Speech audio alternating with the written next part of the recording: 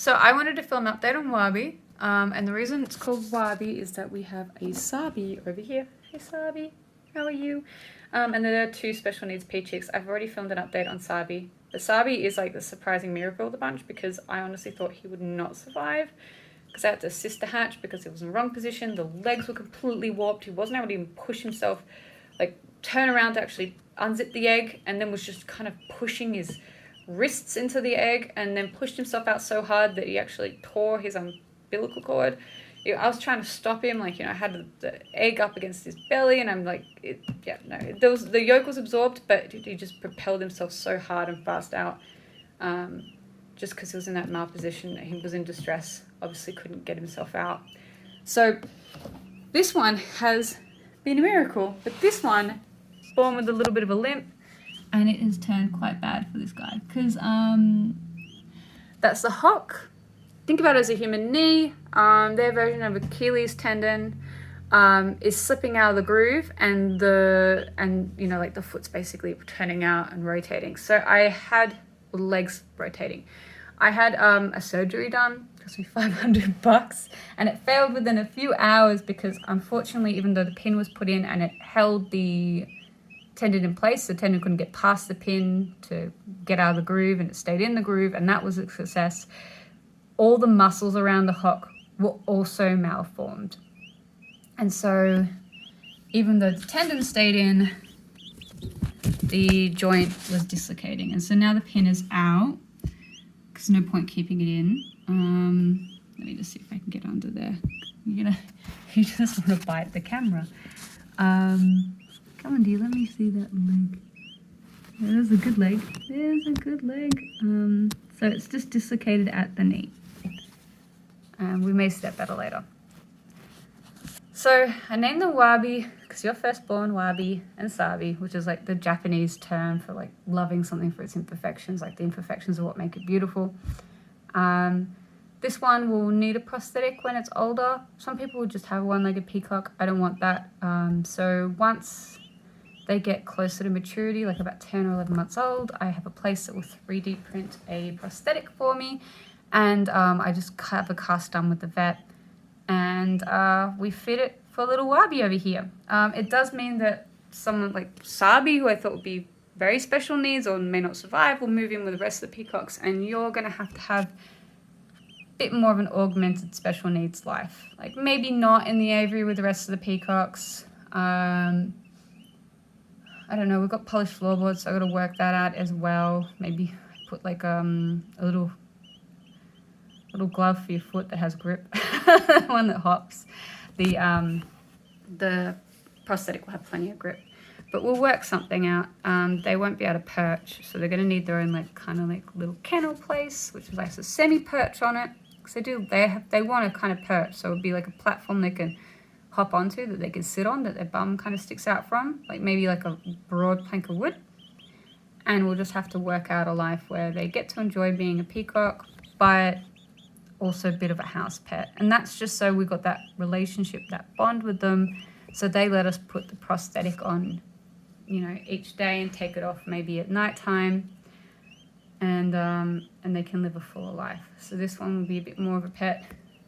This one, surprisingly, because this one's not had surgeries where this one has, so it's had time away from me, is far more bonded to me. So this one I could put anything on, it'll put up with it. But you, a little bit more wary because unfortunately, you can't really do local on a chick. So you can do the general anesthetic, and they did that for the surgery, but when they had to do the reversal, they didn't want to put it under general again. They just pulled that pin right out.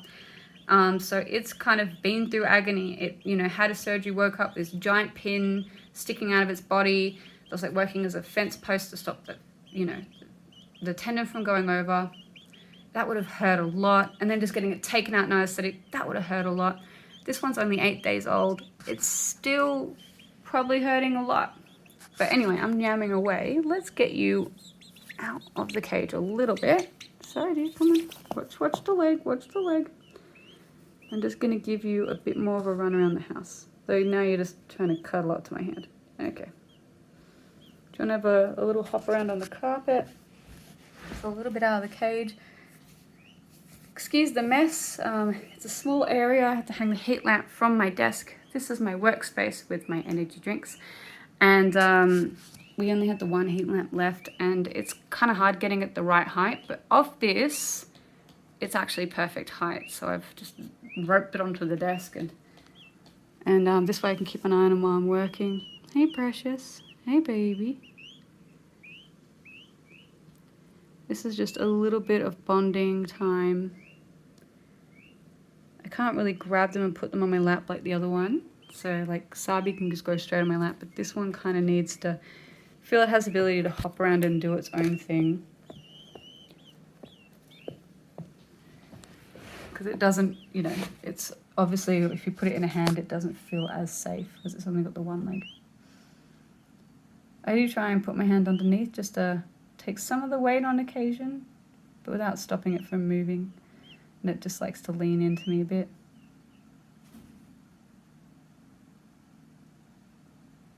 Sometimes it tries to sleep like this.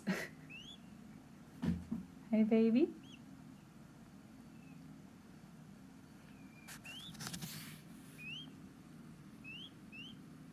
I won't know the gender for a while. I'm sure anyone watching my videos, once they get to about 6 weeks old, will be able to spot those feathers and go male or female. There's an added complication. If little Wabi is male, then that train adds a lot more weight, and I don't want it on the one leg with the prosthetic. So I'll be cutting off the train as it grows in. Once the blood's, so like when a feather first grows in, there's blood going up the feather. So you wait for the growth to finish, and then you cut the feather.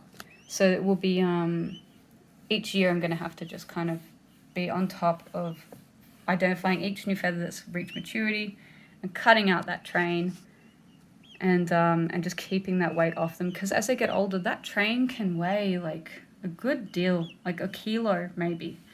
Because I look at the weights of them, and they do go up by a kilo once they get the train. So maybe it is a kilo per train. It's a fair bit. This is, you know, this weighs a bit, and this isn't a full train. This is just a few feathers. They're quite heavy. They've got to be able to do what they do. They've got a very thick shaft.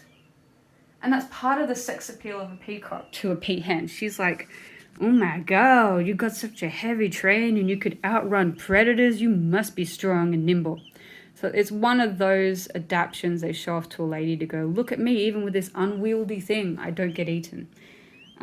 You see other birds, you know, like the superb wrens, the fairy wrens, how they turn blue over the summer. And the ones that get the most mates, the ones that stay blue the longest. And the blue makes them far more identifiable to predators to be eaten. So it's a way of them showing off, look at me, even with this disadvantage, I'm still alive. And similar thing with the peacock train. So if it's male, then yeah, that's the added complication. Oh, look at you, you're so darling. Loves pecking. When I hug them, I'll have to watch my eyes, just like when we got a chicken. Just keep the glasses on. But they are, even though it's desiccated, it's a good temperature. It's not too cold. It's sometimes a little colder than the other one, but that's just, they're not putting it on the ground. The color's okay.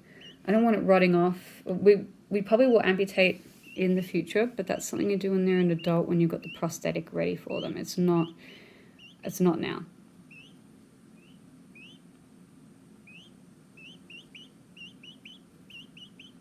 Oh, you're already settling in.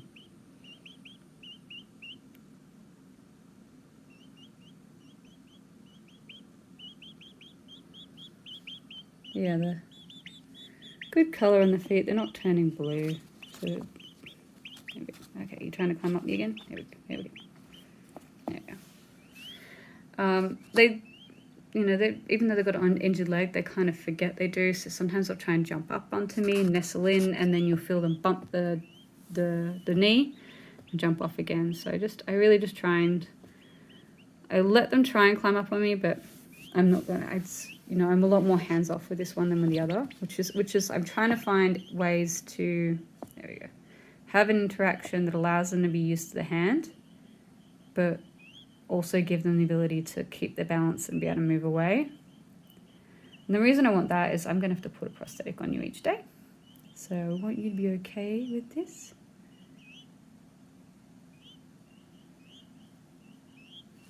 Let's see if we can, yeah, you can see that dislocated joint. So the bones really have moved. There's one to the side, one to the side. It does look quite rough. And it's yellow just because it's swelling, unfortunately. It's quite distended. There's not much of a risk of it rotating out or going 360. So we don't have that, thank God. Just the way it dislocated and the muscles that are there. So it's just going to kind of hang funny like that. They are actually getting better as it's hurting less of using it as, there we go. There we go. Okay, watch your little leg.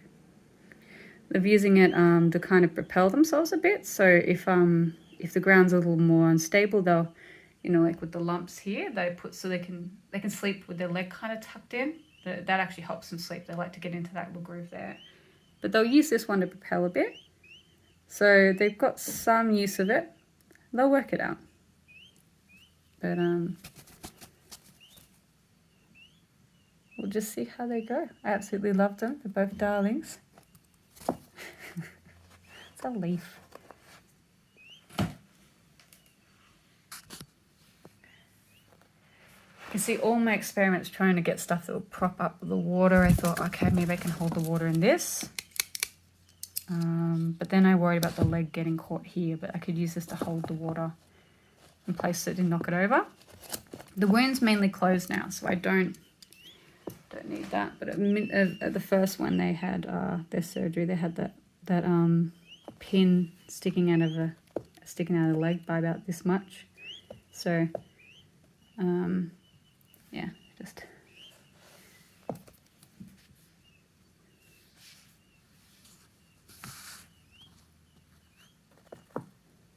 I think it's going well. These get knocked over all the time. The water isn't yellow, that's just the red heat lamp. Unfortunately, it's the only one I got left. I've got a ceramic that doesn't cast light, but that one, if it does drop, it just burns everything. Like it burnt. I didn't realize how hot it was, and I rested it on the carpet, not even the ceramic directly on it. The lampshade goes out a fair bit more than the ceramics. The ceramic wasn't even touching the carpet, but in the space of a couple of seconds, it melted this. So I just don't want to use a ceramic with these guys where they're just kind of hanging over them like, you know, I know, like that sword hanging over her head. I just want to, yeah, they'll have the red heat lamp for a little bit. I would have used a plate. Plate would have been fine with this one now, but it's not fine with this one. So I can't use a heat plate either. So it's just, yeah. Unfortunately, I'm just going to have to use the red lamp for a little while, but we'll move you over. Once they move into the other brooder that has a set roof, I'll move them onto the ceramic. Also, because they can jump, I don't want the heat lamp in the cage with them, especially not with this guy where he's got a leg that could get caught in the guard, because they could jump up, get caught in the guard and burn. Look at your little hops. You're doing a grand job. You are. This one has fluffed up better than the other one. I think because this one got stuck in the egg. So if you're wondering why this one is poofier, because it actually hatched itself and hatched well. And the other one got stuck in the egg. And so I find the ones that get stuck and they get a bit shrink wrapped, which is what happened with this guy, with Sabi. He was able to pip but not able to unzip. Then their feathers look rougher. And also he lost a lot of down in the actual membrane itself that he got shrink wrapped in. So that's where the humidity leaves the egg, and the inner membrane that they're inside, which they normally, you know, just tear out of once once all the blood vessels have died away in it. It's like a placenta in a way. So that can dry out, shrink wrap around them, and it gets sticky. And that's what happened with little Sabi.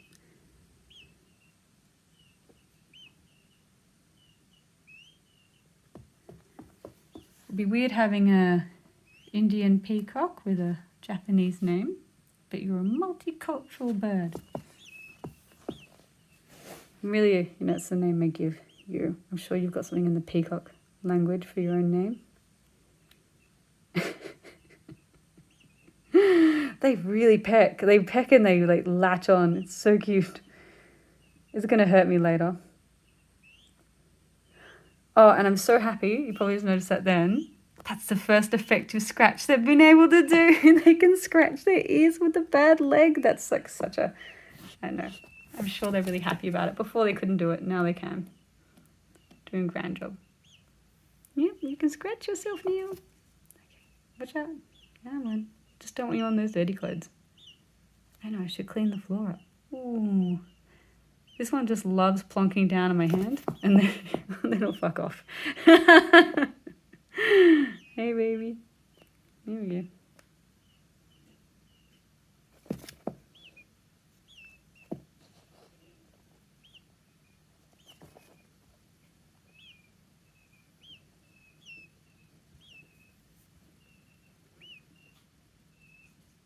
Often, if I've got my hand, it likes to plonk, you'll see it tripping because it likes hopping into my hand because it uses the sides of the container to kind of hop along sometimes at the beginning. So if my hand is there, it does try to hop into my hand using it like a wall, which doesn't quite work out. I'm just doing little chest rubs here, and my goal is that it's used to my hand being underneath there, and so when prosthetic time comes. So everything's kind of just geared towards getting it ready for a prosthetic. Little chest rubs. Alright, this is a long video. It's probably boring as fuck, and I'll be the only one who watches it. Did you want to say goodbye so I can end it? With a peck, with indifference, and a different hop? Ooh, there we go. That's a goodbye.